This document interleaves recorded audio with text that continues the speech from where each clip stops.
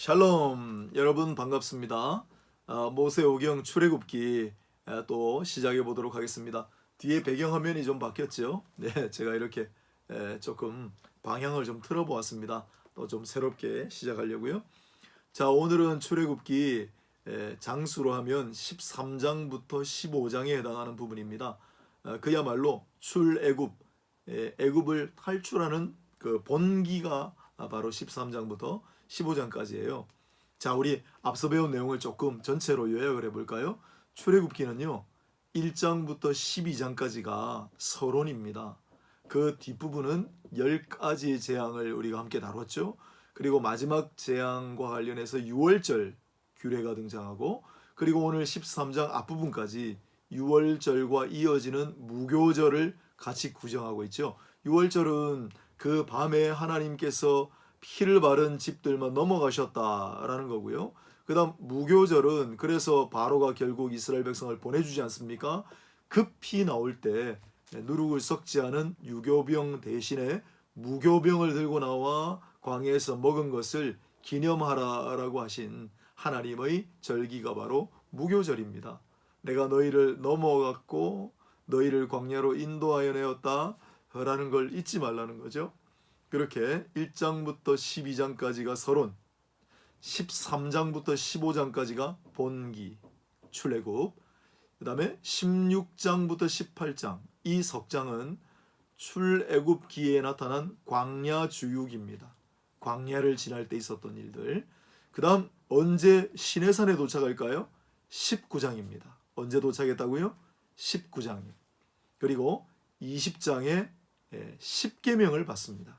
그 다음 21장부터 23장까지 석장이 시내산 율법이라고 우리가 부르는 대목이고, 24장이 시내산 언약이라고 부르는 언약 체결의 장면입니다. 그리고 25장부터 40장까지 뒤에 긴 부분은 전부 성소에 관련된 중복 규정입니다. 왜 중복이라고 하느냐 하면 성소를 이렇게 만들라 말씀하시고 실제로 이제 실천하라, 준행하라고 했는데 금송아지 사건이 중간에 꼈죠.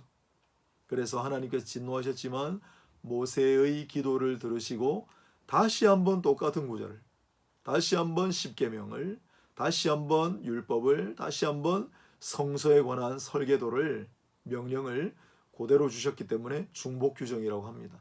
그래서 25장부터 40장까지가 그런 내용이에요. 자, 그러면 출애굽기 전체를 우리가 어렴풋하게 정리할 수 있게 됐죠.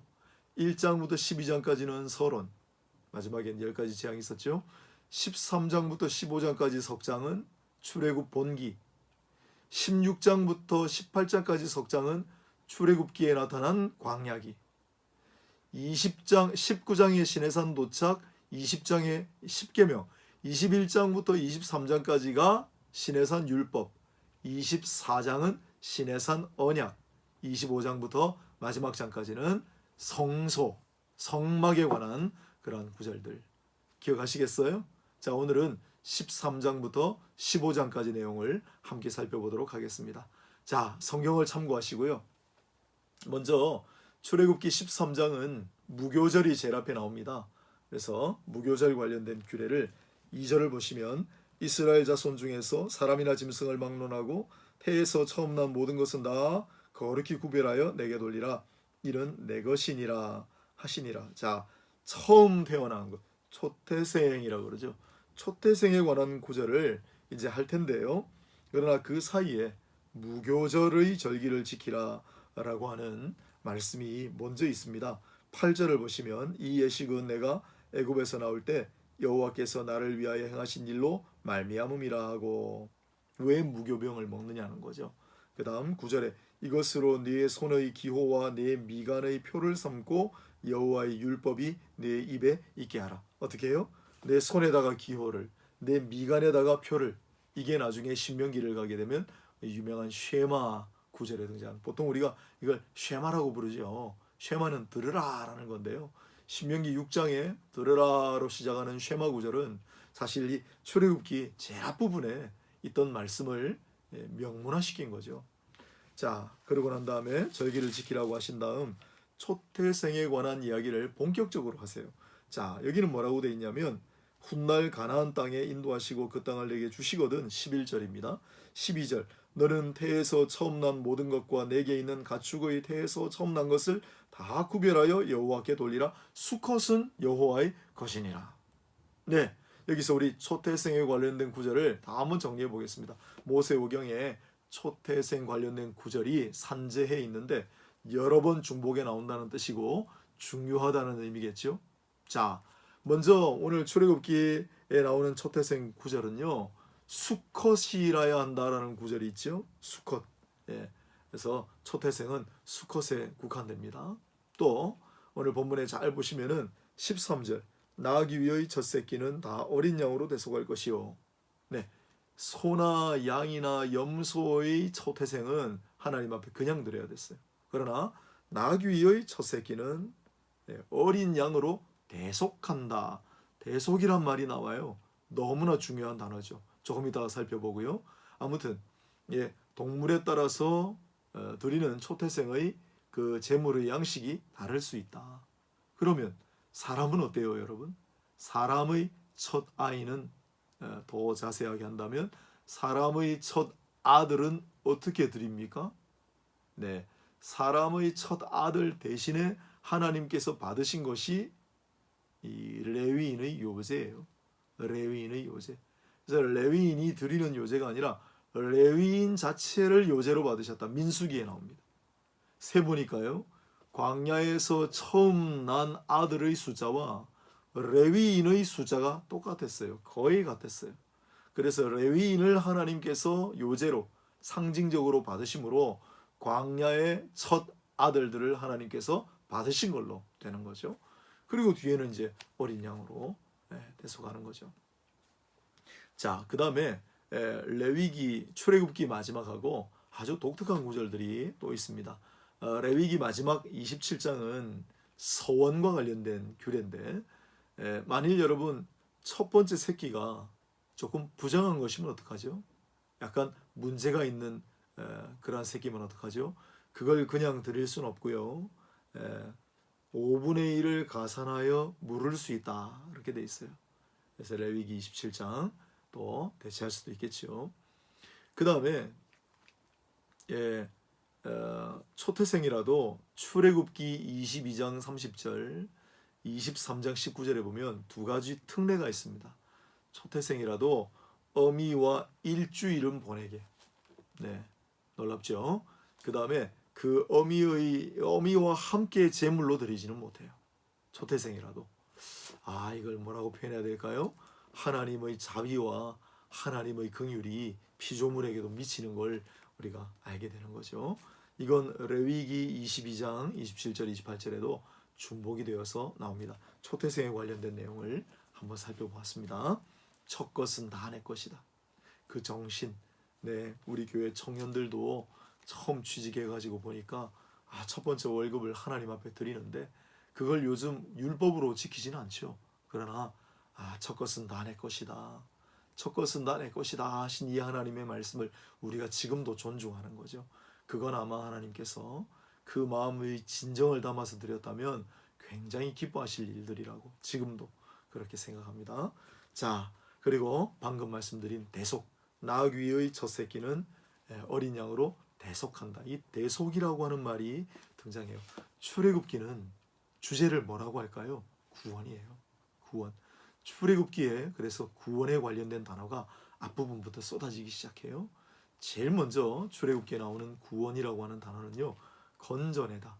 왜냐하면 이집트로부터 건져내다, 끄집어내다, 그런 말이 돼야 되니까요. 그래서 첫 번째로 나오는 구원이라고 하는 말은 나차르, 빼내다. 출애굽기 6장 6절에 나차르라는 말을 썼어요.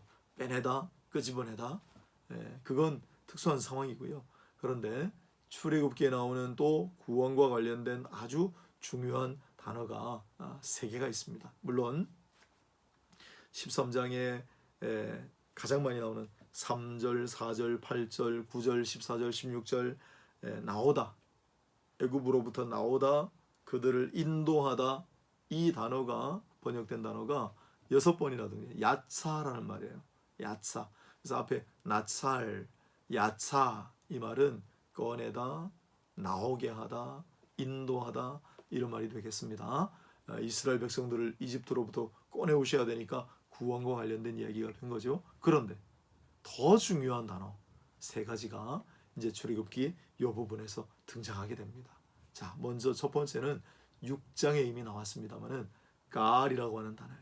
갈. 이 갈이라고 하는 단어는 속량이라고 보통 많이 번역합니다. 속량. 그래서 여러분 이걸 무르다라고 했지요. 무르다 대신해 주는 거. 그래서 갈이라는 말의 명사 사람을 나타내는 말이 고엘이지 않습니까? 이제 조금 있으면 성탄절이 돌아오는 그런 시점입니다. 지금이 우리가 잘 부르는 어제도 저희가 같이 불렀나요? 모르겠네요. 그 찬양이 있어요. 노엘 노엘 노엘 노엘 그 노엘 대신에 고엘이라고 넣어서 한번 불러보세요. 고엘 고엘 주님은 우리를 고엘해 주신 분이에요. 그 고엘은 룻과 나오미를 구해준 보아스를 가리키는 말이 고엘이에요. 물러주는 자. 그래서 이 갈이란 말이 6장 6절에 구원이란 말로 등장했습니다. 그 다음에 13장 방금 나귀의 첫 새끼 어린 양으로 대속할지니 대속이란 말이 15절에도 나오고요. 대속이란 말이 등장해요. 이 대속이란 말은 히브리어로 파다예요. 파다.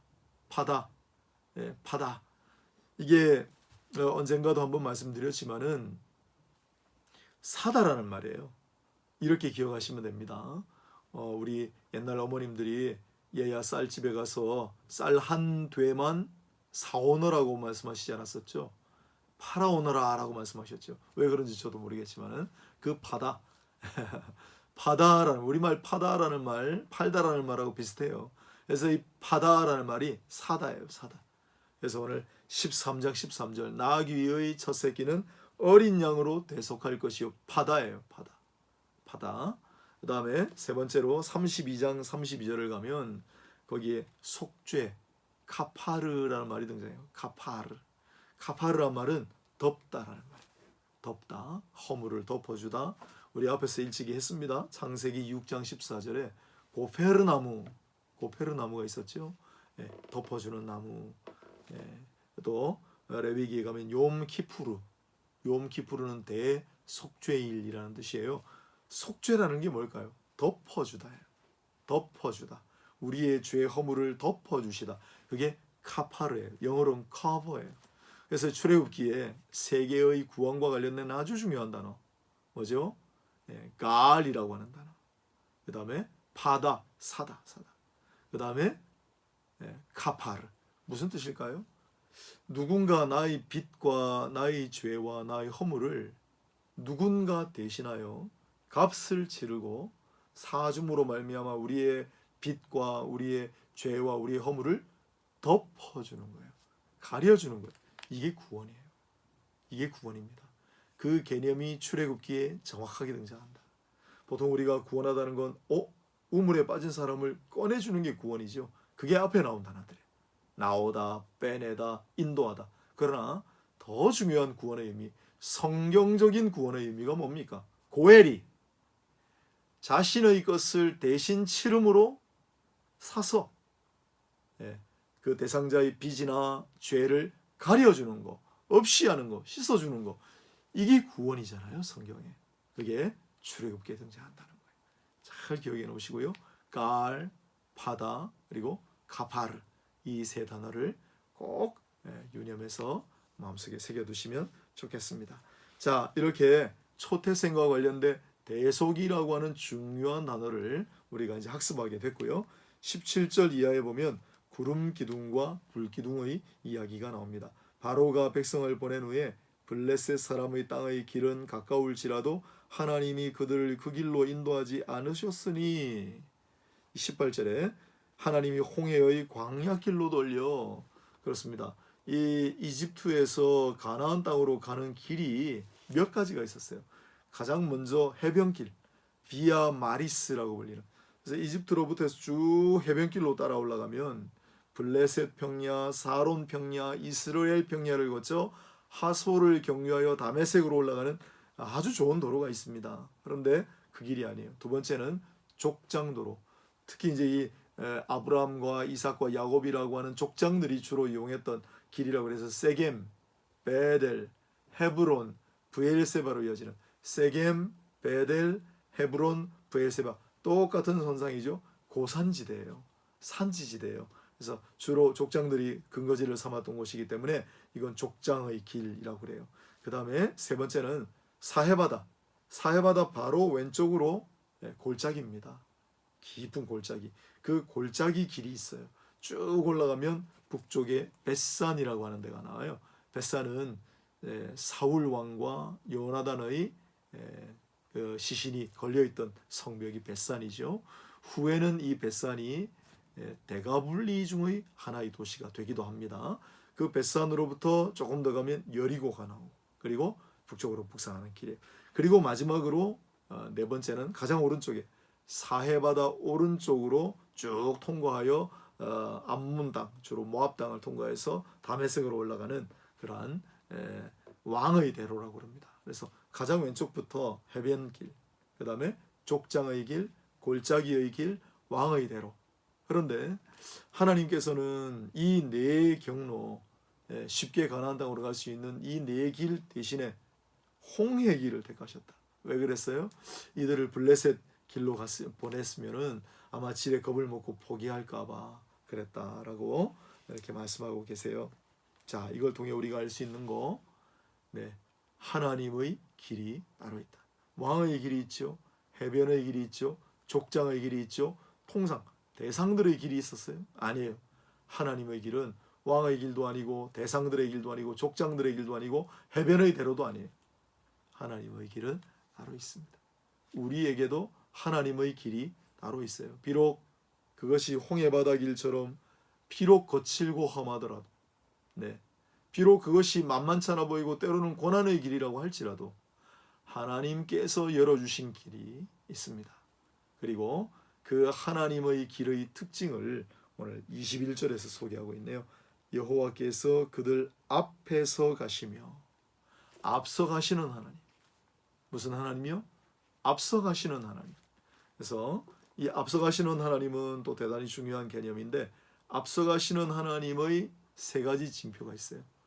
앞서 가시는 하나님의 세 가지 징표. 그 중에 첫 번째가 구름 기둥과 불 기둥입니다. 구름 기둥과 불 기둥이 항상 백성들의 앞에 가서 인도하세요. 두 번째로 그 구름 기둥과 불 기둥의 앞에 뭐가 있냐? 여호와의 사자. 우리는 그를 구약에 나타난 그리스도라고 봐요. 계세요. 그리고 세 번째, 왕벌을 내가 앞서 보내리라 하는 구절이 특히 출애굽기 14장, 신명기 7장, 여호수아 24장까지 나옵니다만, 이 왕벌이 뭘 의미하는가 설왕설래하지만, 그러나 하나님께서 앞서 보내신다, 앞서 가신다라고 하는 이야기만은 틀림없습니다. 여러분, 왜 하나님의 길에서 하나님은 앞서 가세요? 우리를 위해 묵을 곳을 준비하시고, 우리를 위해 방해물을 치우시고, 우리를 위해 대적들과 먼저 싸우시고, 그게 바로 하나님의 길을 걸어가는 하나님의 백성들에게 하나님께서 베푸시는 놀라운 유익입니다. 기억하십시오. 하나님께서 함께 하십니다. 하나님께서 앞서 가십니다. 그리고 때로는 우리 지친 우리를, 신명기에 나오죠. 우리를 품에 안고 가신다. 우리를 업고 가신다라고 말씀하시는 그 하나님이 함께 가시고 선행하시고 동행하시고 안아주시고 업어주시는 하나님의 길 걸어가는 모두가 되시기를, 그러한 확신 가지고 나아가시는 모두 되시기를 주의 이름으로 축복하고 축원합니다. 14장으로 넘어가 보겠습니다. 14장은 홍해 도하 사건이라고 부르죠. 홍해를 드디어 건너가는 대목입니다. 2절을 볼까요? 이스라엘 자손에게 명령하여 돌이켜 바다와 믹돌 사이의 비하히롯 앞 곧 바알스본 맞은편 바닷가에 장막을 치게 하라. 분명히 바닷가라고 했죠. 홍해 바다가 쭉 있는데 그 중에 조금 이제 폭이 좁은 곳이 아니겠습니까? 아무래도 많은 이들이 오늘날 홍해를, 이 홍해의 원어가 갈대바다거든요. 그래서 갈대숲이 자작한 그러한 강 같은 곳이지 어떻게 바다를 지났겠느냐, 그렇게 보는 분들이 많은데, 성경은 뚜렷하게 명칭을 부여하면서 바다를 지나갔다, 바다 앞에 진을 치라고 말씀하셨습니다. 자, 그런 다음에 뒤에 보면 바로의 마음을 완악하게 하여, 그 마음을 변하게 하여, 8절에도 완악하게 하여 뒤를 쫓게 하셨어요. 이집트의 군사가 최정예 부대를 파송해서 이제 쫓아오는 대목입니다. 10절을 보겠습니다. 바로가 가까이 올 때 이스라엘 자손이 눈을 들어본즉 애굽 사람들이 자기들 뒤에 이른지라 심히 두려워하여 여호와께 부르짖고 모세에게 원망합니다. 애굽에 매장지가 없어서 당신이 우리를 이끌어내어 이 광야에서 죽게 하느냐? 어찌하여 당신이 우리를 애굽에서 이끌어내어 우리에게 이같이 하느냐? 우리가 애굽에서 당신에게 이런 말이 이것이 아니냐? 이르기를 우리를 내버려 두라. 우리가 애굽 사람을 섬길 것이라 하지 아니하더냐? 애굽 사람을 섬기는 것이 광야에서 죽는 것보다 낫겠노라. 우리를 가만히 내버려 두라고 하지 않았느냐? 왜 우리를 애굽 땅에서 인도하여 여기서 죽게 하느냐? 애굽 사람을 섬기는 것이 광야에서 죽는 것보다 낫겠다. 여러분, 이것이 구원의 기적을 베풀고 자유를 준 그 놀라운 은혜에 대한 반응일 수 있을까요? 너무나 놀랍지 않습니까? 이렇게 이스라엘 백성들은 여기가 처음입니다. 원망하고 불평하는 것은 이제부터 계속 보여줄 거예요. 원망하고 불평하고, 모세가 충보하여 또 하나님께서 용서하시고, 모세를 대들고 책망하고, 심지어는 모세의 반역을 일으키고 많은 사람들이 죽고, 그럼에도 불구하고 하나님 참으시고 하지만 마지막에 그들의 그 원망한 불평함이 가득할 때 결국은 그들이 정탐꾼 사건으로요 하나님의 무서운 말씀을 받게 됩니다. 뭐죠? 너희는 가나안 땅에 가지 못한다. 그래서 우리가 우리의 잘못, 우리의 죄악이 있을지라도 하나님께서 뭐 아무것도 안 하시는 것 같고 괜찮아? 그러면 방심할 수 없는 거예요. 그럴수록 우리가 더 겸허하게 돌이켜 나가야 되는 거예요. 왜요? 어느 순간 그게 관영해 버리면 하나님 무서운 심판의 손이 있다는 거죠. 자, 이렇게 모세에게 대들고 할 때 모세가 이야기합니다. 모세가 백성에게 이르되 너희는 두려워하지 말고 가만히 서서 여호와께서 오늘 너희를 위하여 행하시는 구원을 보라. 여호와께서 너희를 위하여 싸우시리니 너희는 가만히 있을지어다. 모세가 백성들에게 그럽니다. 너희는 가만히 있을지어다. 너희는 가만히 있어 주가 하나님 되말지어다. 열방과 세계 가운데 주가 높임을 받으리라. 사랑합니다 내 아버지. 내 이스라엘 백성들은 그렇게 했어야 됐던 거예요. 우리를 애굽에서 내버려 두라고 하지 않았느냐, 우리 애굽에서 가만히 두라고 하지 않았느냐, 그렇게 말할 것이 아니라 지금 이 순간에 가만히 있어. 하나님께서 하나님 되심을 알고 찬양을 했어야 됐던 거예요.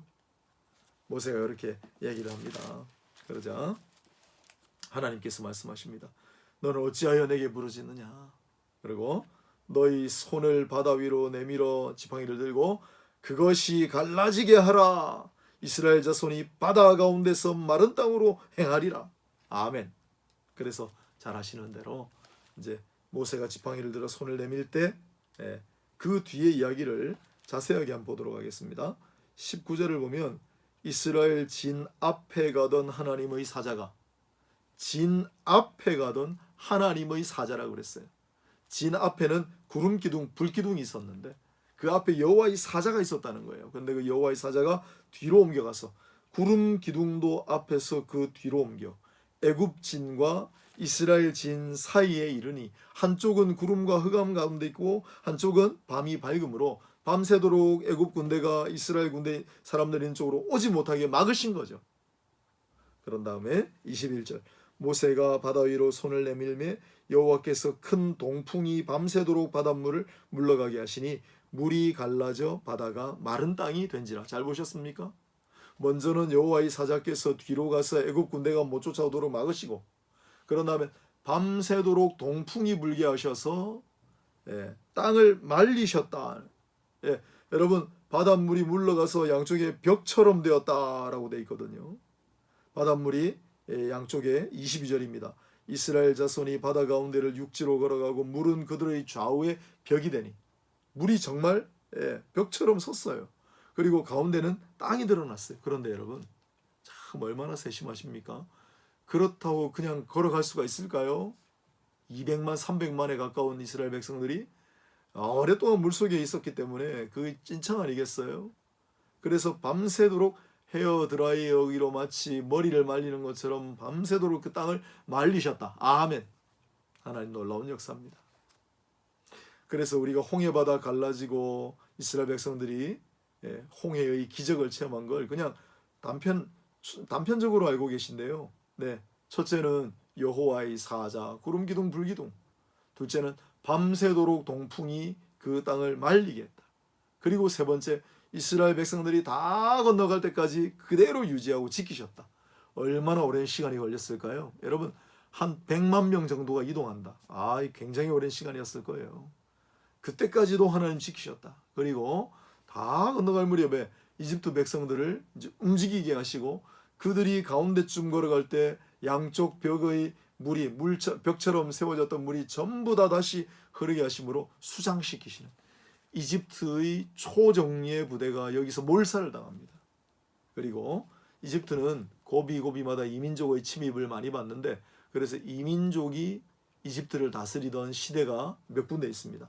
이때 이집트의 국력이 그 비슷한 일반 역사를 비교해 보면 이집트의 국력이 급격히 쇠퇴하여 이방 민족의 침입을 받아 그 지배를 받게 됩니다. 왜 그랬을까요? 이때 최정예병을 잃어버렸다. 그렇게 보죠. 하나님은 역사의 주인이십니다.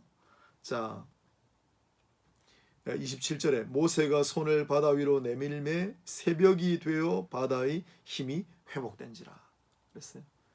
모세가 손을 내밀니까 바다의 힘이 회복되어서 물이 이제 전부 다 바로의 군대를 다 덮어 28절입니다.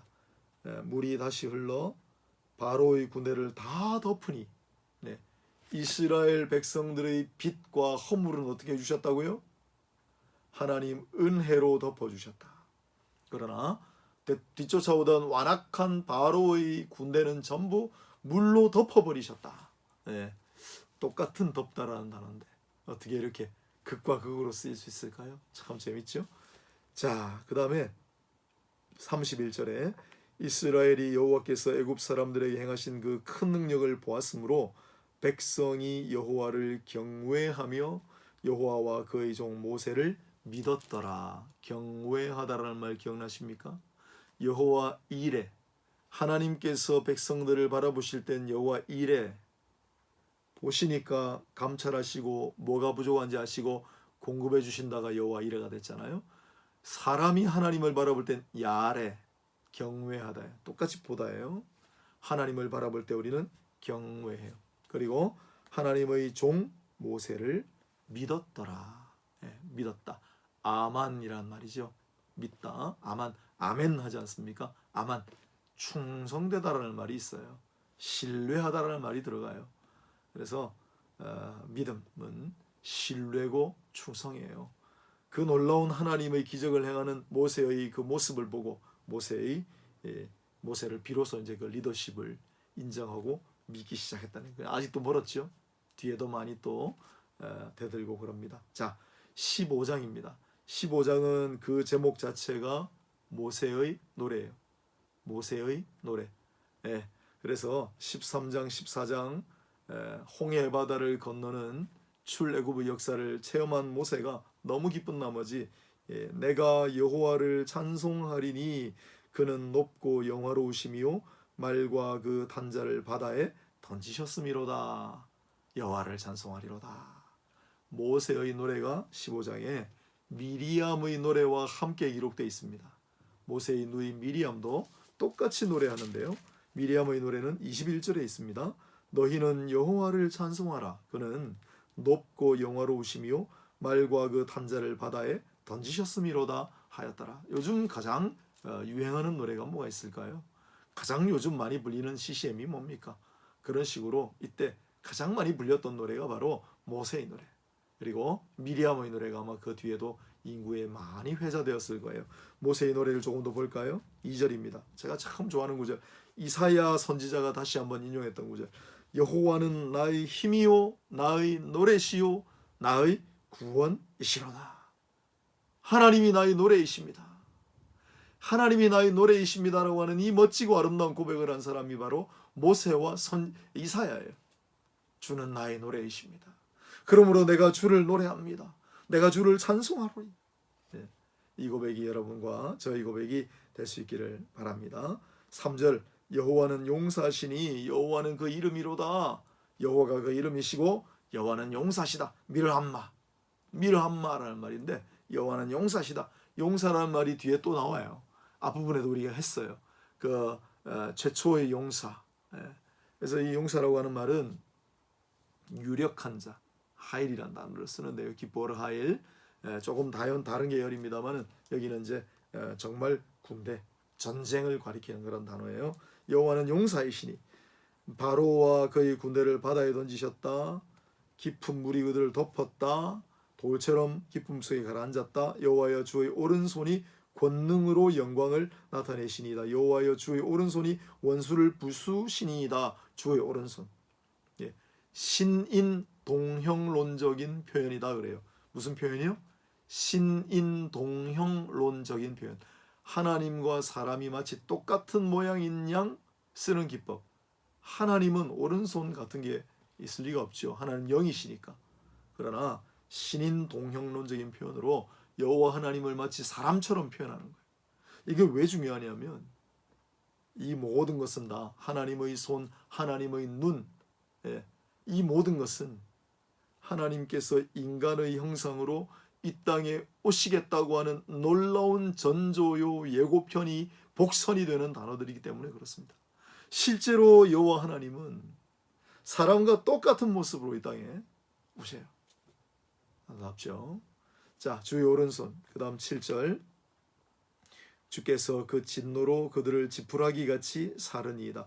콧김에 물이 쌓이되, 이런 말들이 쭉 나와 있어요. 바람을 일으키신다. 11절입니다. 모세의 신앙 고백입니다. 여호와여, 신중에 주와 같은 자가 누구니이까? 주와 같이 거룩함으로 영광스러우며 찬송할 만한 위엄이 있으며 기이한 일을 행하는 자가 누구이니까? 주와 같은 이가 누가 있으리까? 주께서 오른손을 드신즉 땅이 그들을 삼켰나이다. 그런데 주는 인자하심으로 13절입니다. 주께서 구속하신 백성을 인도하시되 주의 힘으로 그들을 주의 거룩한 처소에 들어가게 하시니다. 인자하심, 헤세드. 또 거룩함, 카도시. 중요한 단어들이 나오죠. 그 다음 여러 나라가 듣고 떨며 블레셋 주민이 두려움에 잡히고 에돔 두령들이 놀라고 모압 영웅이 떨림에 잡히며 가나안 주민이 다 낙담하나이다. 여호와의 소문을 듣고 여호와의 행하신 일들을 들으면 다 낙담하고 간담이 서늘해져요.